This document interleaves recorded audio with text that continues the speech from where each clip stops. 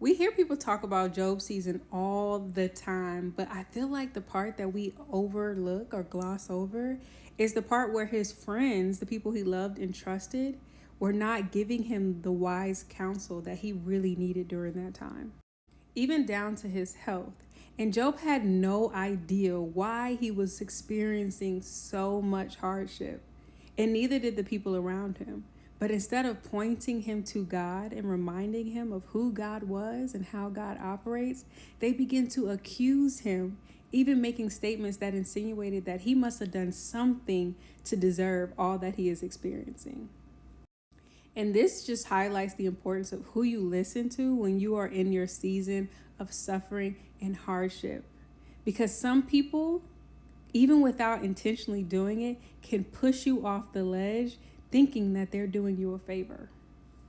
Because ultimately, instead of pushing Job closer to God, they were ultimately condemning him further away from God. And I'm not even sure if they realized it. And from our perspective, reading the story, we knew and know that Job was blameless as he said he was. But from his friend's perspective, if you let them tell the story, he deserved everything that he got. And there was something that he was not telling people and that he was keeping a secret, which is why he was suffering the way that he was, which was the furthest thing from the truth. They were painting this picture of God as the type of God who punishes you because of what you've done, who makes you suffer because of something that you've done. And God did not like his character being misrepresented in a way that was not aligned with the truth. We even see that when God finally gets to restore Job, he condemns those friends for how they represented him and not speaking the truth about who he was.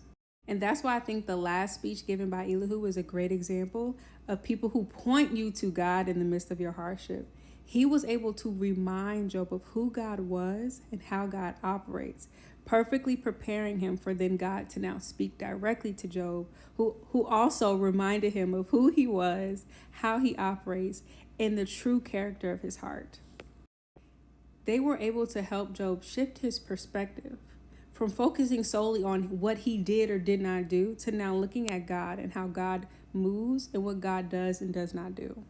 And it's a great example of how when we finally shift the focus off of ourselves, when we're experiencing hardship and trying to figure out why these things are happening to us and what did we do to deserve these things, and start to focus on who God is according to his word, what God has promised, what God says he will do, what God says he won't do, we then begin to get a perspective that leads us closer to the restoration that we're seeking.